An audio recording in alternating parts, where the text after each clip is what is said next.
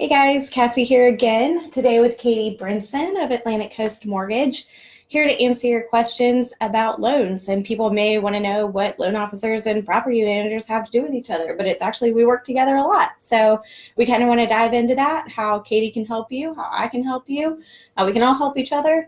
But first, I'm going to go ahead and log into our podcast. So I can link that below. So just give me 1 second while I get that live.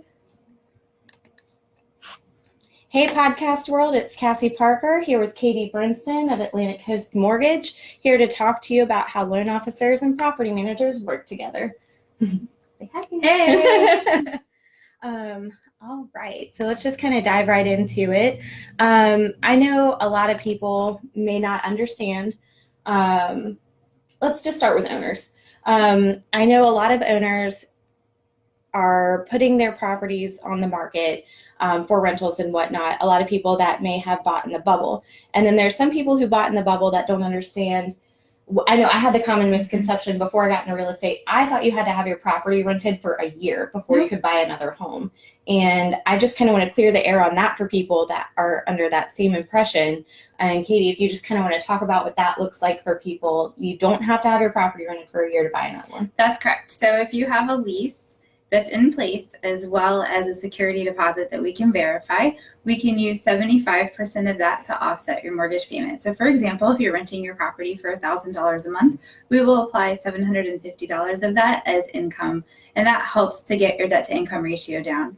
Also, if you have a VA loan and you're going to use that to purchase your next property, you don't have to have a lease in place. We can use a rental schedule, and we can use 75% of that. And if you're an investor and you're purchasing an investment property, you don't have to have a tenant in place. We also can use a market schedule to give you credit for income because we know that there will be a tenant in place in the future. Yep, and I know that's great information. I know here at Renters Warehouse, we do work with a lot of investors. I know we talk about the accidental landlord, the people who bought a property and realize they can't sell it right away, so maybe renting is a good option for them.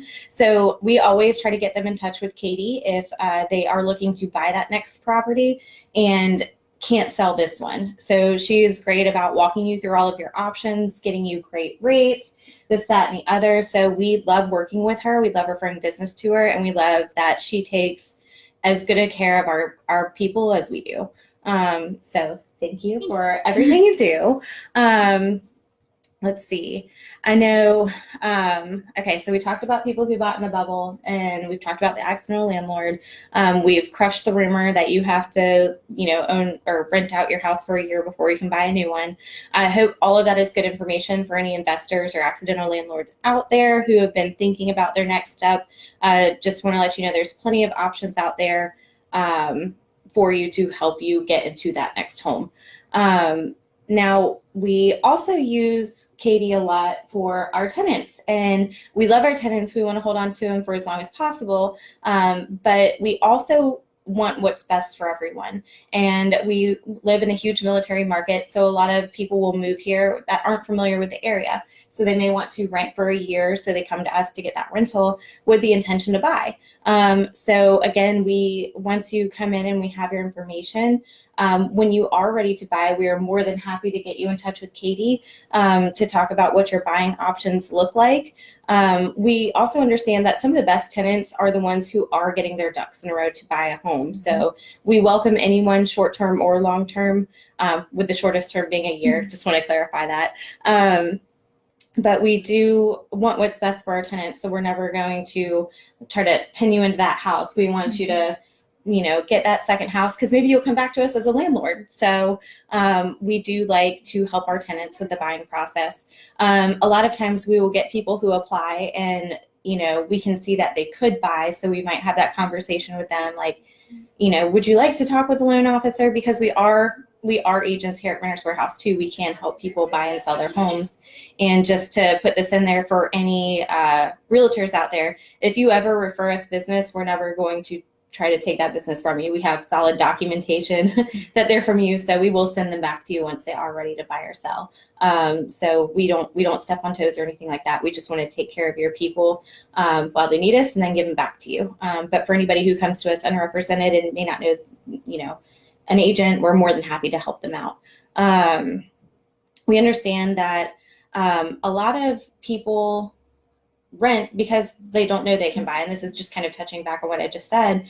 I was actually one of those people, but I don't know, Katie, if you have anything to interject there about all the people that have come to you and been like, Yes. I can't buy. So it's a common misconception, for example, that you have to have perfect credit. And we know that speed bumps happen to everybody. We work with a lot of first-time buyers that have had prior challenges, such as maybe bankruptcies, or they've had some medical collections pop up. And so we don't mind coaching people through how to navigate those things because they're actually very common. The other misconception is that you have to have a large down payment. That's actually not true. If you're using your VA benefit, you don't have to have any down payment. And if you're a first-time buyer and you meet the Virginia Housing Development Authority's requirements, you can go into a home with no money down.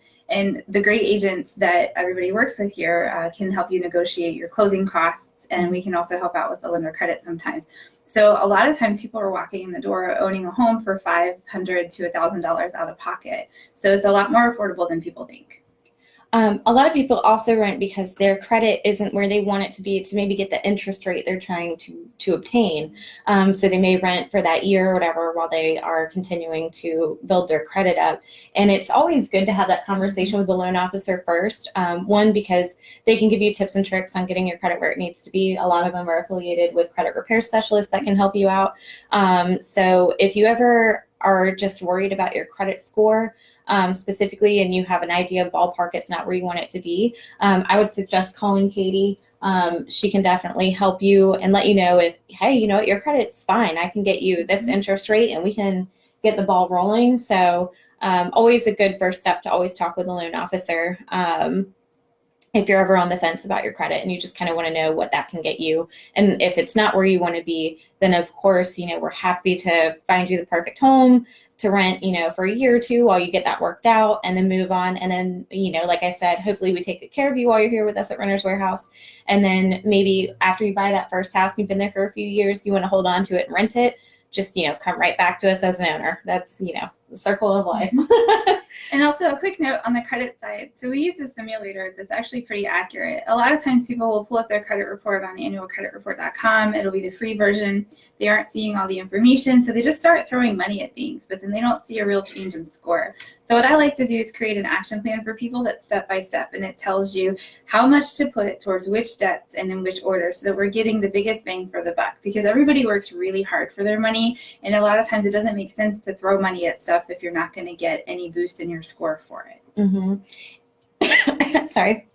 And I am not a credit repair specialist or anything like that. I've been to a couple of classes to better educate myself. But you would be surprised at what you should and should not do to correct your credit. I would always suggest, first step, talking to a loan officer, second step, maybe talking to a credit repair specialist. But they will help you not make the common mistakes that a lot of people make that just have, like she said, very little impact on your overall credit. Because you could be throwing money at the wrong problem, like she said. So I just kind of wanted to talk on that because I know a lot of people just don't know how to fix their credit. And that's just a step you should definitely take in that direction. Let's see. I'm trying to think. I know we had a lot to talk about. I don't know if you kind of wanted to talk about the different loan types that could help people. Yes, sure. Yeah. So something I see a lot in this area are people who've had medical collections. That's very common. And also people who've had prior bankruptcies or foreclosures. The old thought process was that you had to wait 7 to 10 years to purchase again, but that's actually not true. There are some programs out there that will let you purchase 2 years after a bankruptcy that's been discharged and 3 years after a foreclosure. So the wait is not as long as people think. And I know a lot of times when you go and you talk to a loan officer, it feels like going to the doctor, right? It feels kind of uncomfortable and you're like, oh, I don't want to tell you everything, but we've seen it all and we really don't judge. And so it's a judgment-free zone, and we just are here to help people do better. And we try to make sure at Atlantic Coast Mortgage that everybody that leaves our office leaves with a plan and they've left in better condition than they've come in with. And just to kind of touch on that, because I know she was talking about the different qualifiers that they have that people think disqualifies them, but like she said, the bankruptcy 2 years ago could be something they could work with. We have a 4-point screening process here for our tenants. So if you do have a bankruptcy within the last couple of years, it's at our landlord's discretion if we can put you in that home. But if we can't, we would also, again, love to push you back to Katie, because maybe you might not at that point be able to rent, but maybe you could buy. So we just kind of like to be completely transparent about all of that. We really want to do what's best for the people that come to us and help them out in any way we can. I am, not here to push people into homes or to push people into renting their homes. I'm just here to educate. That's my main objective with this podcast and with doing the Facebook Live and stuff like that, to hopefully reach more people. But every week I try to make this interactive. So if anybody ever does have any questions about any topics that we go over, feel free to message me or leave a comment on the video. If I can, I'll address it as quickly as possible, or get Katie to address it if it's more her field. But we are here to educate and help people make the best real estate choices for themselves and their families. This is kind of a shorter podcast because I feel like the subject matter is pretty cut and dry on everything like that. I don't know if you want to talk about any. Yeah, so 2 loans that are people have heard a lot about, but maybe don't understand the techniques behind them: HARP loans and reverse mortgages. Some people actually don't know you can purchase with a reverse mortgage. So if you have somebody that's older that wants to go into a home, they're going to be there for a while, but they don't want to use all of their money for a down payment or pay cash, that's a great option. And we can go into more detail if the situation is correct. HARP loans are Home Affordable Refinance Program loans, and then there's another version called HAMP, Home Affordable Modification Loan. The difference between those two has to do with who owns the loan. So if it's Fannie Mae, Freddie Mac, it's more of a HARP. If it's a private investor like a PNC or a BB&T, that's a HAMP. If you are underwater on your mortgage or you're struggling to make payments, you can reach out to your loan servicer any time. And I always tell people, try to go to them before you get too far behind, because it's actually easier to work on your loan before you're too defaulted. They have flexibility. I've seen people come through my doors that have had modifications. They've had lower interest rates. They've had things like principal deferment, or in one case, I had a client that had their loan refinanced into 40 years. So while those people were not a great candidate to purchase a home, there are still options out there if you need to keep your home and then maybe rent it out just to get your mortgage payment covered, and also maybe get it to be more affordable. Yeah, I definitely wanted to touch on the HARP loan a little bit, just because, like I said, a big topic in real estate still is the people that bought in the bubble. Some people are coming out of it. Some people had higher interest rates and they're still dealing with it and they're still underwater. So I did know that was an option, but I just kind of wanted to hear your take on it.